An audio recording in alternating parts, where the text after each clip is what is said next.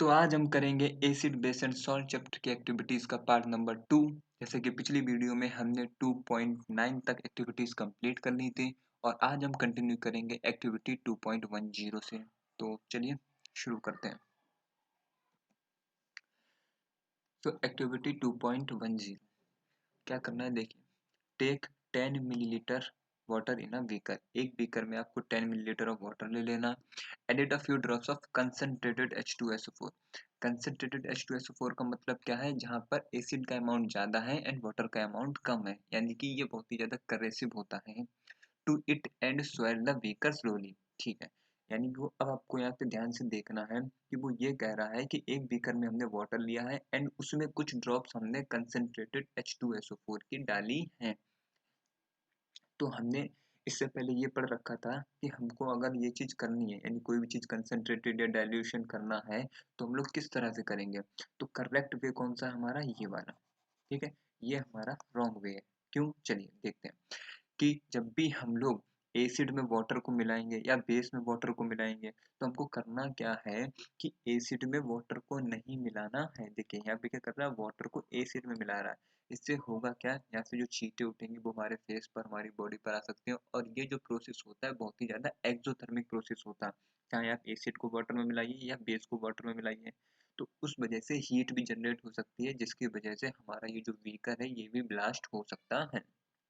तो जो वेस्ट वे है वो हमारा ये है। हमको करना क्या है, बीकर में देना है वाटर, देन उसमें एसिड या फिर बेस, उसमें धीरे धीरे एक एक बूंद डालनी है और आपको स्टेयर से उसको स्टेयर करते जाना है, चलाते जाना है। एक बूंद डाली फिर चला लिया, एक बूंद डाली फिर चला लिया। इस तरह से हमारे को किसी भी एसिड या बेस को वाटर में डाइल्यूट करना है या डाइल्यूशन करना है। It is clear. चलिए, तो यहाँ पे देखिए क्या कर रहा है, एक वाटर बीकर में वाटर लिया है एंड उसमें कुछ बूंदे हमने कंसंट्रेटेड H2SO4 की डाली हैं।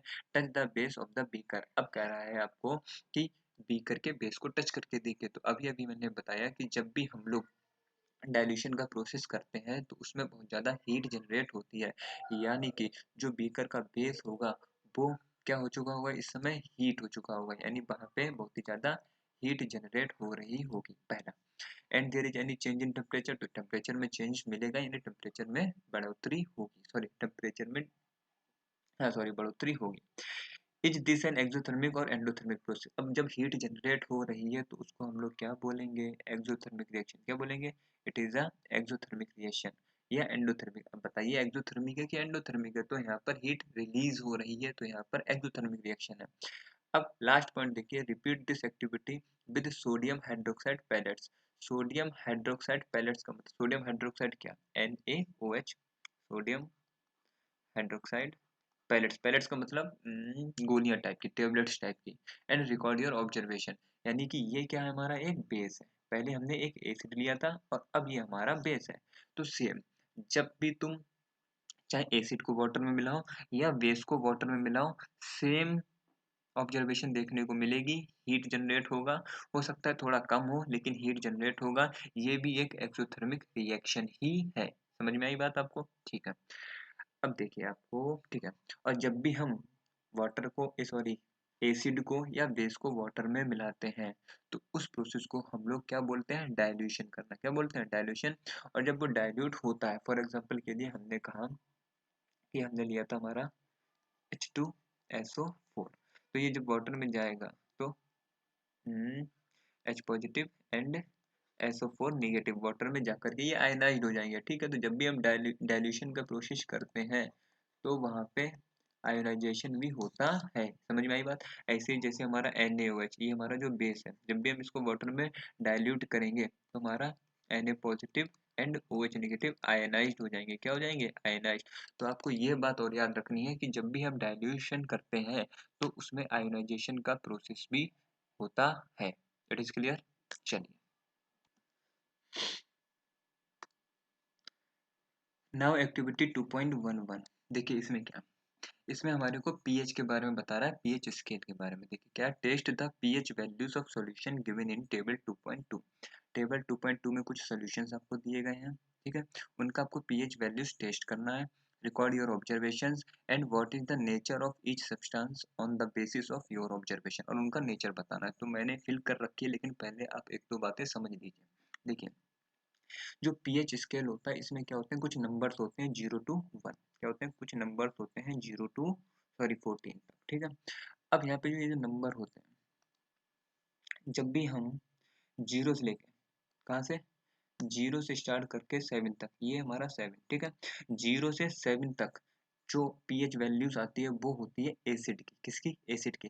और 7 to 14 होता है हमारा बेसिक नेचर का, किस नेचर का, बेसिक नेचर। और 7 वाला हमारा होता है न्यूट्रल, यानी ना तो एसिड ना तो बेस, 7 वाला या 7 के जस्ट आसपास वाले न्यूट्रल में आते हैं, ठीक है। अब होता क्या है, हम लोग इसको पीएच स्केल बोलते हैं, क्या बोलते हैं, पीएच स्केल, ठीक है। तो ये जो होती है ये पीएच स्केल है। अब पीएच स्केल बोलते क्यों है, देखिए पी का मतलब होता है फोटॉन्स, सॉरी, हाँ फोटॉन्स। एंड एच का मतलब होता है हाइड्रोजन, सॉरी फोटॉन्स नहीं, पोटेंस होता है, क्या होता है, पोटेंस, जर्मन का एक वर्ड है पोटेंस। और एच का मतलब होता है हाइड्रोजन, यानी कि power of hydrogen ions concentration, यानी कि जो भी सॉल्यूशन है उसमें हाइड्रोजन आयंस का कंसंट्रेशन कितना है, उसकी पावर कितनी है, ये स्केल उस चीज को मेजर करती है, ठीक है। Power of hydrogen ion concentration, for example के लिए देखिए इस टेबल पे आप ध्यान से देखिएगा। तो यहाँ पर क्या है, ये देखिए, ये हमारा एसिड, और हमको पता है एसिड में कौन से आयंस का कंसंट्रेशन ज्यादा होता है, एच पॉजिटिव आयंस का। एंड इधर साइड है हमारा बेस, ठीक है, और इसमें ओ एच नेगेटिव आयंस का कंसंट्रेशन ज्यादा होता रहता है। तो जैसे जैसे हम लोग 0 से 14 की तरफ बढ़ते हैं, जैसे जैसे हम लोग 0 से 14 की तरफ बढ़ते हैं, उसमें हाइड्रोजन आयन का जो कंसंट्रेशन होता है वो कम होता रहता है, और ओ एच नेगेटिव आयंस का कंसंट्रेशन बढ़ता जाता है। It is clear. हाँ, हाइड्रोजन आयन का कंसंट्रेशन कम होता जाएगा जैसे जैसे वो बेसिक होता जा रहा है, और हाइड्रोक्साइड आयन का कंसंट्रेशन बढ़ता जा रहा है, ठीक है। तो वही चीज यहाँ पर आपको ध्यान रखनी है कि एसिड में हाइड्रोजन आयन का कंसंट्रेशन ज्यादा होता है, OH नेगेटिव आयंस होते हैं उसमें, बट हाइड्रोजन आयन का कंसंट्रेशन ज्यादा। और जो बेसिक होता है उसमें OH नेगेटिव आयंस का कंसंट्रेशन ज्यादा होता है, H पॉजिटिव आयंस का कंसंट्रेशन कम होता है।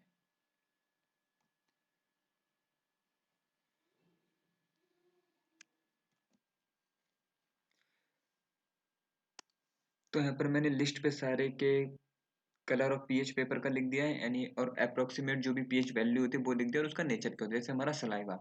अच्छा, यहाँ पे एक क्वेश्चन यहाँ से ये बनता है, ये इंपॉर्टेंट है, आप ध्यान रखिएगा कि सलाइवा बिफोर मील, सलाइवा यानी जो हमारे सलाइवरी ग्लैंड से निकलता है ना सलाइवा, हाँ, उसका पीएच क्या होता है बिफोर मील, यानी खाना खाने से पहले। एंड पीएच क्या होता है आफ्टर मील, यानी खाना खाने के बाद। तो खाना खाने से पहले और खाना खाने के बाद का जो पीएच होता है उसमें डिफरेंस होता है। डिफरेंस होता क्या है कि खाना खाने के बाद जो हमारा पीएच होता है सलाइवा का वो थोड़ा एसिडिक हो जाता है। रीजन क्या है, देखिए, पहले कलर क्या था, पहले पीएच क्या होता है 6.8 टू 7.4 खाना खाने से पहले, यानी slightly acidic to basic nature का रहता है। बट खाना खाने के बाद वो ही पीएच हमारा 5.8 हो जाता है, जो कि नेचर में कैसा हो जाता है, एसिडिक। और उसका कलर यहाँ पर आप देख सकते हैं। तो ऐसा होता क्यों है, क्वेश्चन ये उठ सकता है कि ऐसा हो क्यों रहा है। तो ऐसा इसलिए होता है क्योंकि हमारे खाने में कुछ एसिडिक मटेरियल होते हैं, और जब वो हमारा खाना खाते हैं तो वो हमारा जो मुंह का नेचर होता है वो थोड़ा एसिडिक हो जाता है। और उस सलाइवा की वजह से, मतलब उस मुंह में जो एसिडिक नेचर हुआ है, वो सलाइवा का नेचर भी एसिडिक हो जाता है। समझ में आई बात। और उसके बाद लेमन जूस का है, और ये हमारा कलरलेस एरेटेड ड्रिंक है, कैरेट जूस है, कॉफी है, टोमेटो जूस है, टैप वाटर है। Then 1 mole NaOH and 1 mole HCl। 1 mole का मतलब यहाँ पर आप मोलर से है, किससे, मोलर। 1 मोल का मतलब है मोलर। इसका मतलब यहाँ से अब ये 12th में जाकर के आप पढ़ेंगे कि 1 मोल का मतलब कंसंट्रेशन, कितना कंसंट्रेशन है 1 मोल का। तो NaOH हमारा एक बेस होता है, एंड HCl हमारा एसिड होता है। ये दोनों ही स्ट्रॉन्ग है, strong acid and strong base. तो जो NaOH है वो बहुत ही ज्यादा बेसिक नेचर का है, इसलिए उसका पीएच देखिए 14th है, नहीं एकदम लास्ट में डार्क ब्लू कलर का होता है। एंड जो HCl होता है वो नेचर एसिडिक होता है, उसका पीएच हमारा 0 होता है, और एकदम रेड कलर का होता है। बस ये दो तीन चीजें आपको याद रखनी है। एंड यहाँ पर आप ये टेबल को पढ़ लीजिएगा ध्यान से। That's all.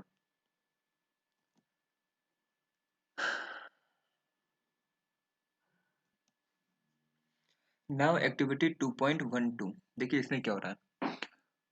ठीक है, put about 2 gram soil in a test tube, ठीक है, एक टेस्ट ट्यूब में 2 ग्राम आपको सॉइल ले लेना है। तो हमने क्या किया, इस टेस्ट ट्यूब में ये हमने 2 ग्राम सॉइल ले लिया, ठीक है भाई, and added 5 millilitre of water, ठीक है, और उसमें ये हमने कुछ 5 मिलीलीटर वाटर ऐड कर दिया, ठीक है। Shake the contents in the test tube, ठीक है, उसको आपको शेक कर लेना, अच्छे से शेक कर लिया, बढ़िया। Filter the contents, filter the content, अब जो भी यहाँ पे कंटेंट बना उसको आपको फिल्टर पेपर से फिल्टर करना है। Collect the filtrate in test tube, ठीक है, और जो भी फिल्ट्रेट बना उसको आपको एक दूसरी टेस्ट ट्यूब में क्या कर लेना है, कलेक्ट कर लेना। फॉर एग्जाम्पल, अरे ठीक है, देखिए ये रहा हमारा,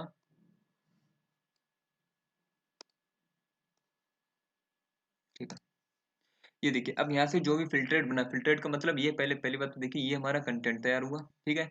ये कंटेंट तैयार होने के बाद इसको हम एक फिल्टर पेपर से छाने, फिल्टर पेपर से छानने के बाद थोड़ी जो कंकड़ पत्थर होगा वो तो फिल्टर पेपर के ऊपर ही रह जाएगा, लेकिन थोड़ी बहुत मिट्टी जो नीचे निकल के छन करके आएगी, उसको हमने क्या कर लेना है, इस फिल्टर पेपर में, ये सॉरी इस टेस्ट ट्यूब में कलेक्ट कर लेना है। अब इस कलेक्ट करने को, इसी को हम लोग क्या बोल रहे हैं, फिल्ट्रेट, इसी चीज को हम लोग बोल रहे हैं फिल्ट्रेट, यानी कि फिल्टर करने के बाद जो नीचे बचता है, ठीक है। Check the pH of this filtrate with the help of universal indicator paper, ठीक है, जो हमारी कलर वाली पट्टी होती है, यानी जिसको हम लोग पीएच स्केल बोलते हैं, उसके थ्रू से हमको इसको पीएच वैल्यू यानी इसका कलर चेंज चेक करना है, क्या है, कैसा है, कितना पीएच है कैसा नहीं है। What can you conclude about the ideal soil pH for the growth of plants in your region, ठीक है। तो ये मिट्टी जो है आपने अपने आसपास के एरिया से ही तो कलेक्ट करी होगी, ठीक है। तो वहाँ की जो सॉइल है उसका आइडियल पीएच क्या होगा कि वहाँ पे जो प्लांट हो अच्छे से ग्रो हो सके। तो आप इसका आंसर याद कर लीजिए कि जो इसका जो पीएच होता है वो 6 से 7 होता है, 6 से 7 होता है, यानी लमसम लमसम न्यूट्रल के आसपास बोलेंगे, या फिर हल्का सा एसिडिक, या फिर हल्का सा एसिडिक होता है, ठीक है।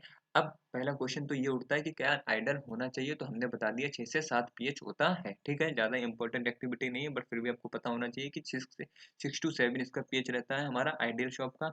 अब एक क्वेश्चन यहाँ से जो बन सकता है कि अगर बाई चांस आपने कलेक्ट किया और आपके आसपास की जो सॉइल है वो बहुत ही ज़्यादा नेचर में कैसी है, एसिडिक है, तो हम उसको थोड़ा सा कम करने के लिए उसमें क्या मिलाएंगे, तो हम या तो उसमें कैल्शियम ऑक्साइड मिला सकते हैं, या फिर कैल्शियम हाइड्रोक्साइड मिला करके, यानी कि चौक वॉक मिला करके उसको हम लोग सही कर सकते हैं, ताकि उसमें अच्छे से प्लांट ग्रो हो सकें। और अगर बाई चांस नेचर बेसिक होगा तो हम इसमें कोई भी अपना ऑर्गेनिक मैटर मिला करके उसको काम चलाऊ बना सकते हैं, यानी उसको एसिडिक बना सकते हैं। ज़्यादा एसिडिक है तो या तो कैल्शियम ऑक्साइड या कैल्शियम हाइड्रोक्साइड, और ज़्यादा बेसिक है तो ऑर्गेनिक मैटर कोई भी यूज करके हम उसको एसिडिक बना सकते हैं, ठीक है। तो ज़्यादा इंपॉर्टेंट एक्टिविटी नहीं है, बट फिर भी आपको पता होना चाहिए। चलिए, एक्टिविटी 2.13 फैमिली ऑफ सॉल्ट्स, ठीक है, तो आपको फैमिली ऑफ सॉल्ट्स के बारे में मैंने बताया हुआ है। इस बार ये एक्टिविटी हम लोग देखते हैं, एक्टिविटी 2.13। पहला पॉइंट देखिए क्या लिखा है, right the chemical formula of the salt given below, potassium sulphate, sodium sulphate, calcium sulphate, magnesium sulphate, copper sulphate, sodium chloride, sodium nitrate, sodium carbonate and ammonium chloride. तो इन सबको मैंने यहाँ पे टेबलेट कर दिया, ठीक है, ये सॉल्ट है। चलिए, identify the acid and base from which the above salt में बी ऑब्टेन, ठीक है, हमको करना क्या है कि इस सॉल्ट में कौन सा एसिड है एंड कौन सा बेस है। अच्छा, ये कैसे पता करेंगे, तो देखिए पहले चीज तो ये कि हमको पता है कि जब भी कोई एसिड किसी बेस के साथ रिएक्ट करता है तो बनता है हमारा सॉल्ट प्लस वाटर, ठीक है, यानी कि सॉल्ट बना कैसे, एसिड प्लस बेस का जब रिएक्शन हुआ, ठीक है। हम लोग इसको केमिकली बना रहे हैं, ठीक है, केमिकली बनाते समय एसिड एंड बेस का रिएक्शन जब कराते हैं तो हमारा सॉल्ट बनता है, और इसी रिएक्शन को हम लोग न्यूट्रलाइजेशन रिएक्शन भी बोलते हैं, समझ में आई, ठीक है। तो हमको एसिड और बेस पहचानना है, ठीक, पहला चीज। दूसरा क्या है, salts having the same positive और negative radicals are said to belong to a family, for example NaCl and Na2SO4, मतलब कि या तो उसका पॉजिटिव वाला रेडिकल या उसका नेगेटिव वाला रेडिकल अगर सेम है तो हम बोलेंगे कि वो सेम फैमिली से, जैसे NaCl एंड Na2SO4। यहाँ पे जो सोडियम है, क्या है हमारा जो सोडियम है पॉजिटिव चार्ज है दोनों पे और दोनों सेम है, तो हम बोलेंगे कि ये जो है ना ये सोडियम सॉल्ट है, यानी फैमिली ऑफ सोडियम सॉल्ट। जैसे हमारा NaCl और KCl, तो यहाँ पे Cl यानी Cl नेगेटिव चार्ज सेम है, तो हम बोलेंगे इसको कि ये क्लोराइड सॉल्ट है, यानी क्लोराइड फैमिली से है। समझ में आई बात? चलिए, तो अभी हम लोग पहले तो ये चेक करेंगे कि इसमें कौन सा एसिड है और कौन सा बेस है। सिंपल तरीके से आपको बताऊंगा, एकदम बस ध्यान से सुनिएगा। तो इसके लिए आपको करना क्या है, इसके लिए आपको सबसे पहले तो ये दो पॉइंट आपको याद रखने हैं जो मैं बताने जा रहा हूँ। सबसे पहले एसिड, एक हमारा HCl, एक हमारा H2SO4, एक हमारा HNO3 एंड एक हमारा है H2CO3। H2CO3, ये एसिड आपको याद रखने हैं। अब बात कर लेते हैं हम लोग बेस की। तो बेस में आपको याद याद रखना है KOH हमारा, CaOH का whole twice calcium hydroxide, MgOH का होल ट्वाइस,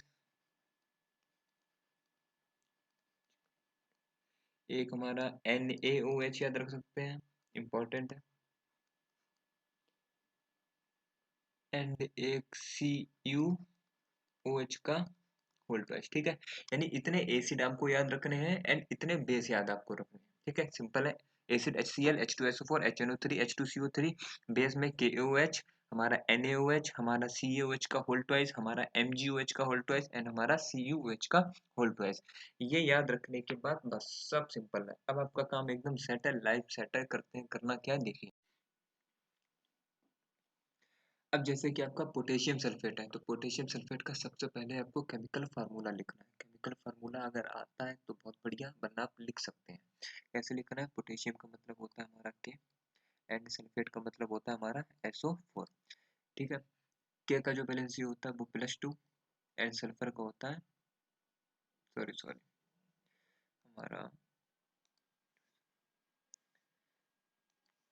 के का जो होता है वो होता है +1, एंड सल्फर का होता है -2। जो हम क्लोज कराएंगे तो बनेगा हमारा K2SO4। ठीक है, तो इसका जो केमिकल फार्मूला आया वो आया हमारा K2SO4। बस अब केमिकल फार्मूला से ही आपको वो एसिड और बेस के बारे में जानकारी मिल जाएगी। देखिए SO4, SO4 देखिए एसिड में H2SO4 से है, तो इसमें एसिड कौन सा है हमारा H2SO4। एंड K2 से बेस में अगर देखेंगे तो आपको पता चलेगा KOH। बस काम खत्म। एसिड हमारा H2SO4 है एंड बेस हमारा KOH है। फॉर एग्जाम्पल के लिए ऐसे ही हम लोग ले लेते हैं हमारा कैल्शियम सल्फेट ले लेते हैं। तो कैल्शियम सल्फेट का फार्मूला क्या होता है? कैल्शियम सल्फेट का जो फार्मूला होता है वो होता है CaSO4। ठीक है, अब CaSO4 को जब आप ध्यान से देखेंगे तो आपने देखा SO4, तो SO4 हमारा किसमें? फिर से वही H2SO4, यानी एसिड हमारा कौन सा है? H2SO4। एंड बेस, बेस हमारा देखिए Ca हमारा किसमें आता है? ये CaOH का होल ट्वाइस। तो इसमें बेस हमारा कौन सा है? CaOH का होल ट्वाइस। क्लियर?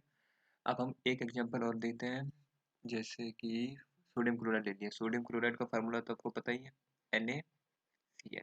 तो जब हम इसको ध्यान से देखेंगे तो हमने देखा Cl, यानी HCl कौन सा, सॉरी एसिड कौन सा होगा? HCl होगा कि नहीं होगा? तो कहाँ है सोडियम क्लोराइड? ठीक है, HCl। ठीक है, Na, तो इसमें बेस कौन सा होगा हमारा? ये देखिए NaOH। और यहाँ से आपको साफ साफ दिख रहा है, क्योंकि देखिए जो हमारा NaCl होता है ये कैसा होता है? न्यूट्रल। इसी को तो हम लोग घर पे यूज करते हैं भाई। तो HCl हमारा स्ट्रॉन्ग एसिड एंड NaOH हमारा स्ट्रॉन्ग बेस। तो strong acid plus strong base दोनों एक दूसरे को न्यूट्रलाइज कर देंगे, तो जो सॉल्ट बनेगा वो कैसा बनेगा? न्यूट्रल बनेगा। इसलिए NaCl हमारा न्यूट्रल सॉल्ट होता है। ठीक है, अच्छा उसके बाद उसने एक चीज हमसे और कही है कि जो मैंने शुरू में बताया था कि फैमिली वाला। तो अब आप यहाँ से देख सकते हैं, अगर हम इसी का एग्जाम्पल लें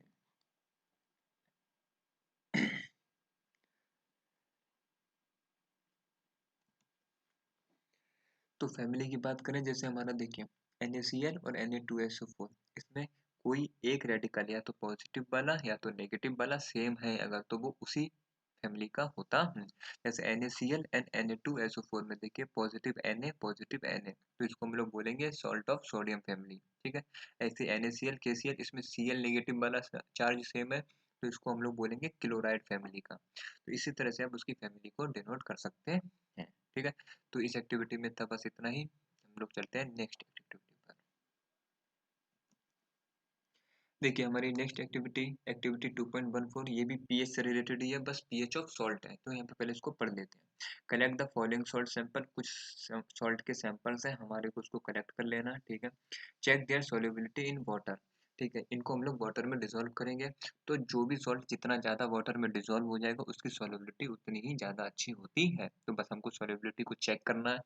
check the action of this solution on litmus and find the pH using a pH paper. अच्छा ठीक है, तो अब जब आपने उसको वाटर में घोला, ठीक है, तो जो सॉल्यूशन बना ना उसको आपको लिटमस पेपर पे चेक करना है और उसको पीएच बताना है कि इसका पीएच कितना है और नेचर कैसा। अच्छा लास्ट पॉइंट देखिए, which of the salt are acidic basic और नेचुरल न्यूट्रल, सॉरी, तो कौन एसिड है कौन बेस है और कौन न्यूट्रल है।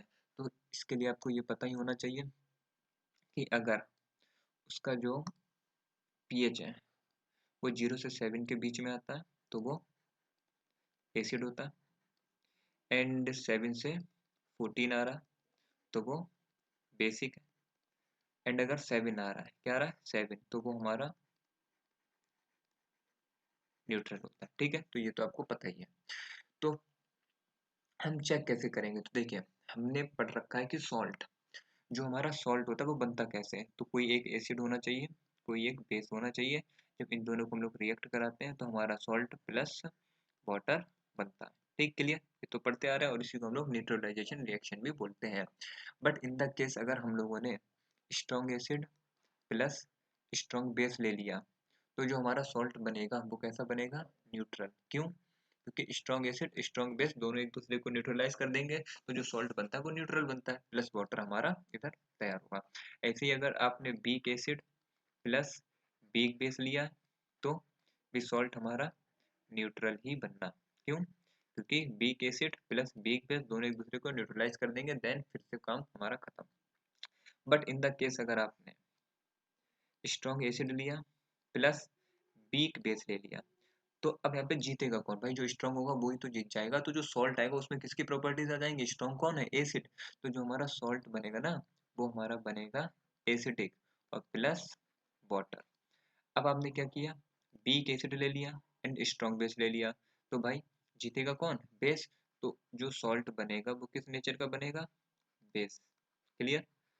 तो फॉर एग्जांपल के लिए अगर हम एक एग्जांपल लें कि एसिडिक सॉल्ट क्या होते हैं, तो जब salt strong acid plus weak base का आप रिएक्शन कराते हैं तो हमारा एसिडिक सॉल्ट बनता है। फॉर एग्जांपल के लिए देखिए हमने ले लिया एक स्ट्रॉन्ग एसिड ले लिया हमने HCl प्लस एक वीक बेस हम लोग ले लेते हैं हमारा NH4OH। ठीक है, strong acid and weak base जब दोनों रिएक्ट कराएंगे तो हमारा बनेगा NH4Cl प्लस H2O। तो जो हमारा NH4Cl है ये हमारा नेचर में कैसा होता है, एसिडिक होता है। क्लियर। और अगर ये एसिडिक है तो इसका जो पीएच आएगा वो क्या आएगा, जल्दी से बताइए, 7 से कम। यानी जो भी इसका पीएच होगा वो हमारा 7 से कम होगा। ये बात समझ में आई, ठीक है। अब हम लोग बात कर देते हैं बेसिक सॉल्ट की। तो बेसिक सॉल्ट में क्या, एक वीक एसिड लेना है, तो वीक एसिड हम लोग क्या ले लें, चलिए ये CH3COOH। ठीक है, ये हमने बीक एसिड ले लिया। कौन सा एसिड होता है ये, जल्दी से नाम बताइए, एसिटिक एसिड। चलिए, एंड एक स्ट्रॉन्ग बेस कौन सा, NaOH ले लेते हैं। तो जब हम इनको रिएक्ट कराएंगे तो हमारा बनेगा CH3COONA प्लस वाटर। अब ये जो सॉल्ट बना इसको हम लोग बोलते हैं क्या है, सोडियम एसीटेट। क्या बोलते हैं, सोडियम एसीटेट। और इसका जो पीएच होता है वो आता है 7 से ज़्यादा, क्योंकि ये नेचर में कैसा होगा, बेसिक। समझ में आई बात। तो इसका पीएच 7 से ज़्यादा होगा, 7 से 14 के बीच में। ठीक, और इस एक्टिविटी को हम लोग कार्बन एंड कंपाउंड में अच्छे से पढ़ चुके हैं, तो वो आपको पता होना चाहिए। तो ठीक उसी तरह से यहाँ पे जितने भी दिए गए हैं हम उनके बारे में, कौन सा एसिड यूज हुआ है कौन सा बेस यूज हुआ है और उनका पीएच क्या है, पूरी टेबल में मैंने लिख दिया है, आप उसको एक बार देख सकते हैं। एंड अब है हमारी लास्ट एक्टिविटी इस चैप्टर की, एक्टिविटी 2.15। देखिए इस एक्टिविटी में है क्या, are the crystals of salt really dry. कह रहा है कि क्या सॉल्ट वास्तव में ड्राई होते हैं, क्रिस्टल्स ऑफ सॉल्ट क्या वास्तव में ड्राई यानी सूखे हुए होते हैं। तो पहले तो हम लोग पढ़ लेते हैं heat a few crystals of copper sulphate in a dry volume tube. अच्छा, उससे पहले आपको एक चीज मैं बता देना चाहता हूँ। फॉर एग्जाम्पल के लिए हमारा NaCl क्या है, NaCl एक सॉल्ट है, ठीक है, बट इसमें कुछ numbers of water molecule present हैं कि नहीं है, तो आप कहेंगे जी नहीं, ठीक है। लेकिन कुछ सॉल्ट हमारे ऐसे होते हैं जिनमें कुछ numbers of water molecules present होते हैं, ठीक है, और उन्हीं की वजह से उसे हम लोग क्रिस्टल्स ऑफ कॉपर सल्फेट बोलते हैं। अब उसमें वाटर प्रेजेंट है, क्या है, अब उसमें वाटर प्रेजेंट है, तो क्या वो जो सॉल्ट होगा वो गीला होगा?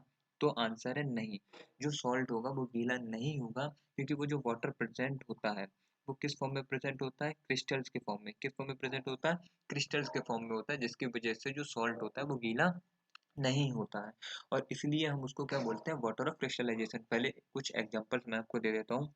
फॉर एग्जांपल के लिए जैसे यहीं पे हमारा कॉपर सल्फेट है, तो कॉपर सल्फेट का मतलब क्या हो गया, CuSO4.5H2O, ठीक है, CuSO4.5H2O। एंड एक होता है हमारा CaSO4.2H2O एंड Na2CO3, ठीक है, Na2CO3.10H2O। एंड एक होता है हमारा फेरस FeSO4.7H2O। तो इसमें आप देख रहे हैं ना, डॉट के बाद जो .5H2O, .2H2O, .10H2O, .7H2O, इसी को हम लोग बोलते हैं वाटर ऑफ क्रिस्टलाइजेशन।